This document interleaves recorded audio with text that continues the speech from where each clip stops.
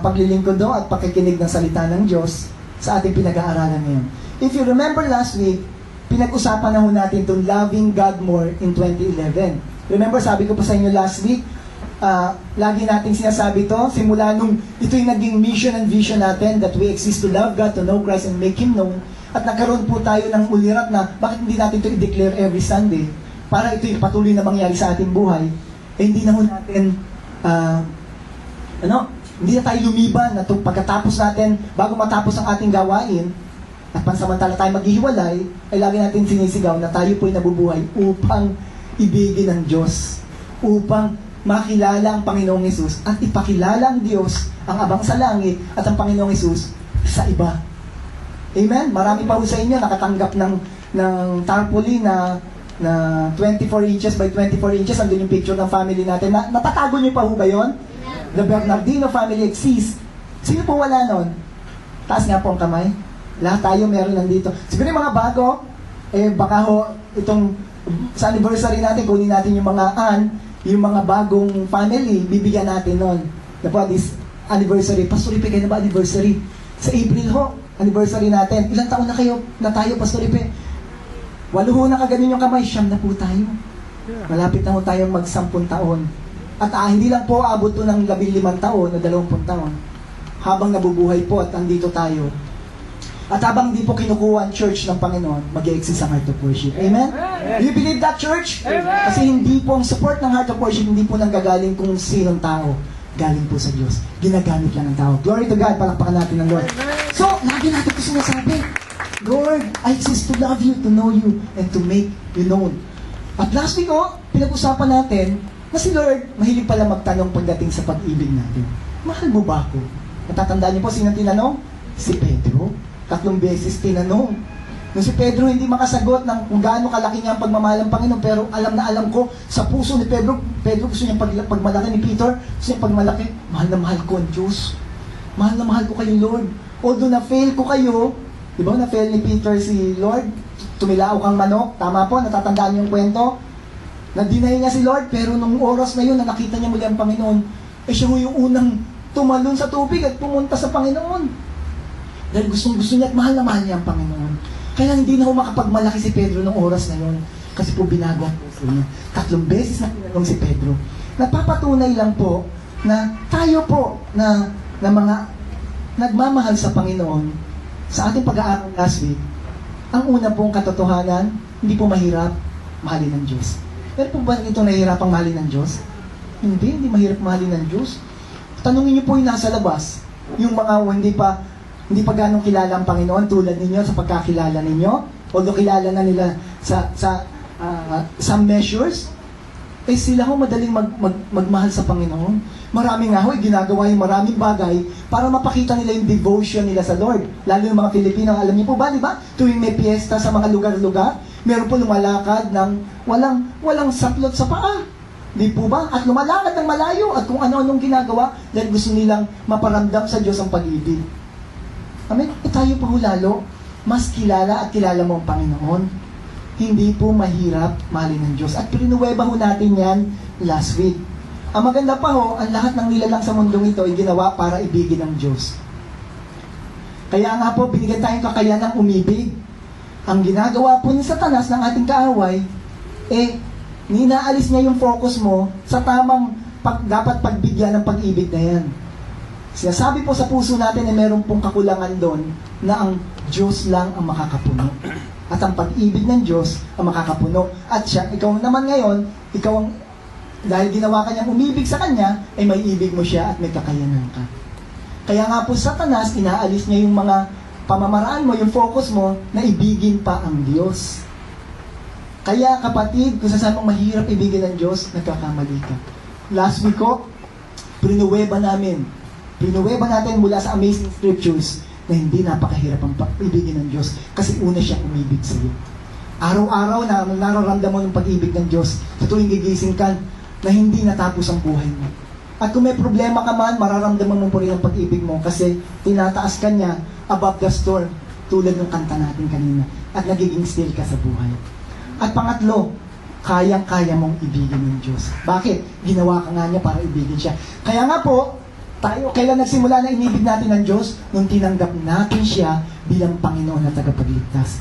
Doon po nagsimula na tayo po umibig sa Diyos. At sabi ho sa ating nabasa rin last week, ang Diyos pa nga ang naglagay sa pamamagitan ng banal na Espiritu ng pag-ibig na ito. It is the Holy Spirit who put this love in us. That's why now we can love God. We can obey God. And we want those things na tungkol sa Diyos. The things of God. Lahat o kayo makakapagsabi. At marami sa ating makakapagsabi dito. Nung hindi nyo pa iniibig ang Diyos, o wala pa kayong relasyon sa Diyos, sa ating Panginoong Yesus, hindi mo gustong ganitong mga gawain. Totoo? Tanungin nyo kahit yung mga elders po ng church na ito. Dati ho ayaw namin ng ganito. Ako ayaw ko. Talagang iniiwasan ko po yung kapatid ko. Sa tuwing may Bible study at prayer meeting siyang pupuntahan. Dahil niyayaya ho ako palagi. Ang tingin ko sa mga taong ganito, ganito. At mga sira at mga baduy. Pero nung ako'y nakaadalo, doon ako nagsimula, na nagkaroon din ako ng passion, na umaten. At aten lang po ako. Kung meron pong ganun dito, tuloy mo lang yan kapatid. Kung hindi mo pa naintindihan lahat, tuloy mo lang. At maintindihan mo rin yan habang nakakarinig ka ng salita ng Diyos. Alam niyo po sumunod? Ako po nagkaroon na ng pagnanais na basahin yung salita niya. Alam niyo po sumunod? Ako po'y nagnanais na umaten na lagi ng fellowship tulad nito. Sumunod, ako po'y nagnanais na, Panginoon, ayoko lang nakaupo doon sa silya. Bench warmer. Gusto ko rin maglingkod sa'yo. Kaya, tinatarget ko po unang-una, yung pong lugar nung nagpapakanta. Galing mo magpakanta nito. Nagkaroon na akong desire maglingkod sa Lord. Pero hindi ako agad nagpunta ron. Ako'y naging chairman muna. Ano may chairman? Pagkais ng chair. Chairman. Ay, gagawin ko mo yun, hindi ko ginagawa dahil andyan po yung pastora namin. Po, magiliw magsalita yun Hindi ko ginagawa ko yun sa Panginoon. Doon po nagsimula. At eventually, nakita natin, lalong lumalalim ang pag-ibig natin sa Panginoon. Pero may pagkakataon po, alam niyo po, medyo nagdidwindle yung pag-ibig na yun, tinataman. Na-experience mo yun? Na, ayoko muna mag-Bible study, ayoko magbasa ng Bible, ayoko mag-pray, nararamdaman niyo po yun? Dumarating sa atin yon. Meron po bang tatango dito? Kasi po ako nararamdaman ko, dumaan mo ako sa ganon at minsan nararamdaman ko yun, lalo na pagpagod yung physical mong katawan. Kung pagod ang physical mong katawan, ipahinga mo lang yan. Pero wag mawala yung passion na pagbabasa mo at pag-attend mo ng Biblia. Pero wag naman mapagod ang katawan mo ng 3 taon at hindi ka na iibig sa Panginoon. Bakit po? Bakit po natin ito pinag-uusapan? Ito po yung pang-apat na katotohanan at premise na gusto kong dalhin sa inyo. The Lord Jesus is concerned about your love for Him. Remember, let's go back to Peter. Yun po ang unang tinanong ni Lord sa kanya. Kumusta na ang pag-ibig mo sa akin? Ang tanong ni Lord, do you love me? Sabi ni Lord, yes Lord, I love you. Serve me. 3 beses po tinanong yon. Kaya lang po, napag-aralan natin last week, yung love na yun na tinatanong ni Lord, do you absolutely love me? Agape ako. Agape. Sabi ni Lord, Lord, gustong-gusto kita. Lalo pag binibless mo ako. Love na love kita. Pero yung absolute, medyo hindi pa masagot ni Pedro. Nung una ko, kaya niya sagutin yon. Mayabang mo si Pedro Ang pinakikita lang po doon na ayaw ni Pedro na tumaas doon sa agape, gustong-gusto ni Pedro. Hindi niya lang masabi. Kasi nga po, binabago niya yung puso niya. Nagpapakumbaba po siya sa Panginoon. Kaya nga sabi ng Lord sa kanya ng muli, Pwede, enjoy mo pala ang ating relationship. Sabi niya, opo, Panginoon. Enjoy niyo lang po ang fellowship ng Lord sa atin. Ang nakita ko po doon ay concern si Lord sa pag-ibig mo sa Kanya. Magpapatuloy tayo dahil meron pa isang mga character sa Bible na tinanong din ni Lord ang pag-ibig na ito. Amen? Gusto niyo bang tanungin kayo ng Panginoon ngayon tungkol sa pag-ibig niyo sa Kanya? Are you with me, church? Kaya nga po tayo pinadala rito. Gusto ni Lord na tanungin sa atin, gaano mo ako kamahal? Manalangin po tayo. Panginoon, tulungan niyo po kami na maintindihan ang salita. Ito po yung mensahe, hindi lang po sa akin, sa mga leaders ng church, sa amin po lahat na nandito ngayon. Sa lahat po na pinadala mo ngayon, dahil may nais kang gusto at gustong sabihin sa kanila.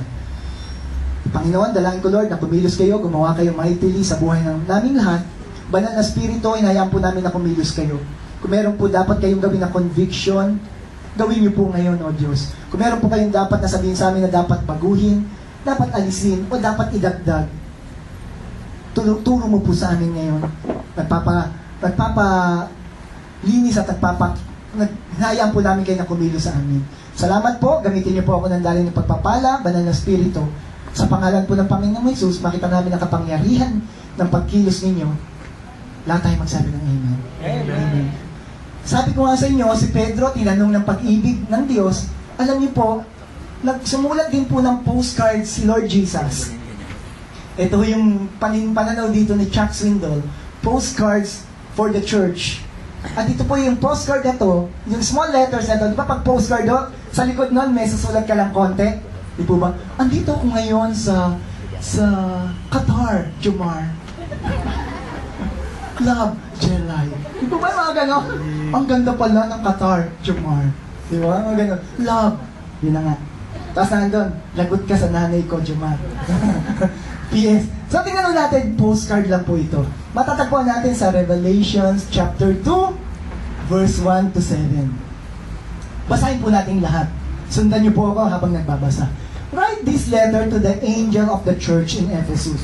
When we talk about angel, here, we don't talk about yung angel na lagi natin sabihan na kagano'n.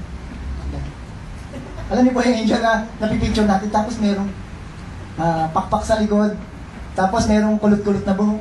Nakaganon. Nakikita niyo po yan, dalawa pa sila minsan. Di po ba? Hindi po yan. Sinasabing angel dito, mga nag-lead sa church. Pastor, angel ka pala. Oh, wow, eh. Tanggap niyo ba? Hindi ako fallen angel. Amen? Angel po ang sinabi ni Lord. Angel of the church in Ephesus. So, sinulatan yung pastor, yung leader. Kaya itong message na ito, bago sa inyo, sa akin muna ko sinabi ng Lord, sulat ko to sa iyo.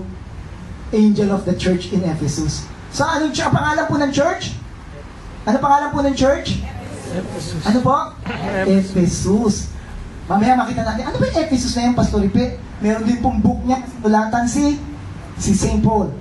So, church is, tayo a church. This is a church. This place is just the sanctuary. And the church is you and me. So, sinusulat po ito, hindi po dun sa templo, o hindi po ito sa katedral. Sinusulat to dun sa mga taong nasa loob.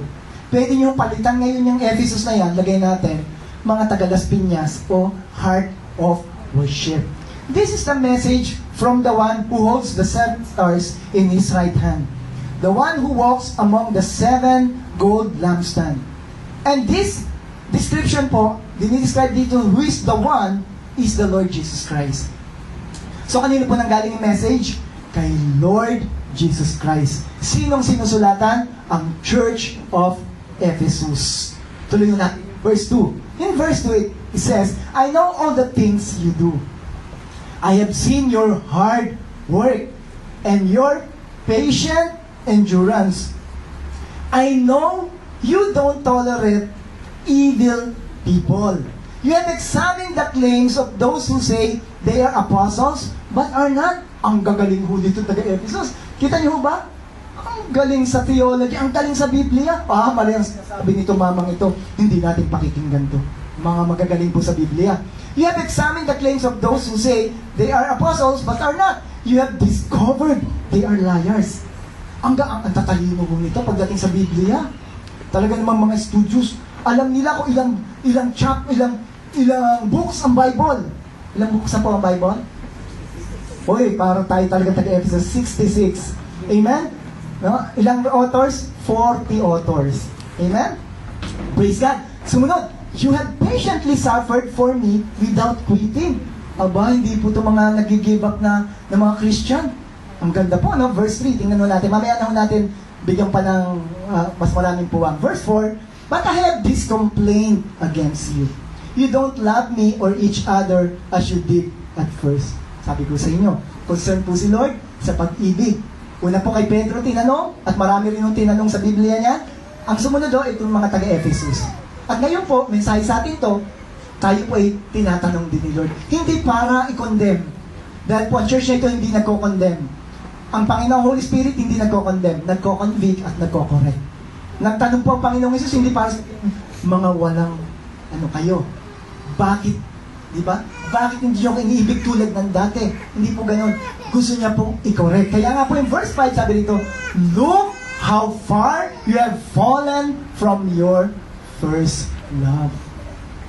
Take note, it's not a condemnation, it is a question of love and concern. Turn back to me again. So that's why, yun po sumunod na verse, sumasagot po dun sa tanong ngayon. Ang sagot, sumasagot po, turn back to me again and work as you did at first. If you don't, I will come and remove your lampstand from its place among the churches.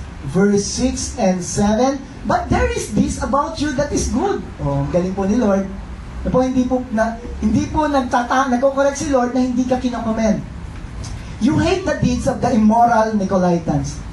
We'll tackle that word, yung Nicolaitans na yan mamaya. Ano ba yung Nicolaitans na yan? Diyan man nagagaling yung nicotine, Pastor Ipe? Hindi ko alam. Amen, mamaya natin malalaman. Just as I do. Verse 7.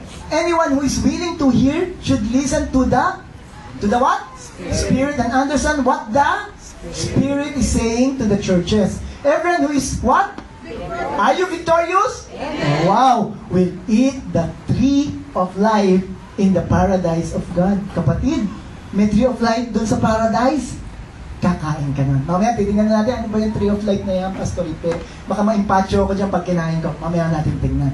So, unang katotohanan dito sa Revelation chapter 2, verse 1 to 7. Unang-una, gustong-gusto ni Lord na mapakinggan mo ang message nito. Amen. Kaya nga, andito ka ngayon. Hindi ka inimbita lang ng iyong kaibigan. Hindi ka lang iniyaya ng iyong kaibigan. Bakit ka nandito? Kasi gustong-gusto ni Lord na mapakinggan mo ito. Tayo po lahat, ang mensaheng ito ay para sa ating lahat. Tingnan mo natin. Kaya nga ang sabi rito, sinasabi ko nga, ang mensaheng ito una sa akin eh. Kasi kanino ba sinusulat?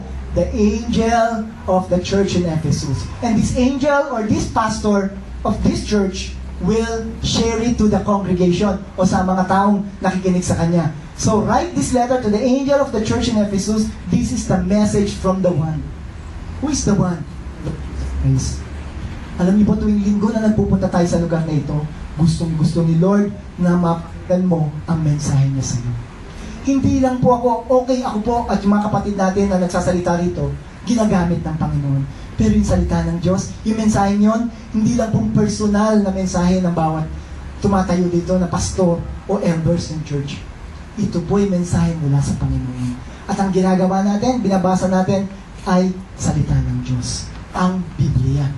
Kaya nga po, ang unang-unang katotohanan ngayon, dahil concerned siya sa pag-ibig mo sa Kanya, gusto niya marinig ang mensaheng ito. Gusto niya marinig mo ang mensaheng ito. Sabi niya rito, ang Panginoon sasalita, write this letter. Amen? At ginawa po yan ni San Juan, Saint John the Beloved. Ang sumulat po nito, si Saint John. About 90 before mag-100 AD. Tayo po ngayon ay nasa 2011 AD. So, ang naisulat po ito, mga 1,880 years ago. At sinulatan po yung mga taga-Ephesus. Bakit po? Napakahalaga. At tanungin mo rin, bakit hanggang ngayon pinababasa sa'yo? Kasi, mahalagang mensahe. Gusto niyang mapakinggan mo. At bakit ngayon, powerful pa rin ito? Marami na hong binago ang Revelation chapter 2 verse 1 to 7 na mga buhay ng mga dating mga Kristiyano at mga Kristiyano na nabubuhay pa rin para sa Panginoon ay patuloy na babagong buhay. Ang kinakausap po dito ay yung mga may relasyon na sa Panginoon. Sino po kinakausap? Church in Ephesus. Ibig sabihin nito, dahil church na siya, He is in Christ. Remember yung series natin in Christ? If you are in Christ, you are part of the church of Christ. Amen? Yung katawan ng Panginoong Hesus. Ang kinakausap po dito, yung mga tinawag mula sa kadiliman at nasa kaliwanagan na. At sinusulatan po. Bakit po? Merong magandang mensahe ang Panginoon. Kaya po tayo dito, nasa church po tayo. Amen? Amen. Para sa iyo ang mensahe nito. Pastor Ipe, ano ba yung Ephesus na yan? Alam ko, meron the letter of Paul to the Ephesus. Saan ba yung lugar na yan? Ito po. Ephesus is the foremost city of Asia Minor. When we talk about Asia Minor, yan po yung nasa lugar ng Eastern Europe, no po? At ito po, it is a free city, a seat of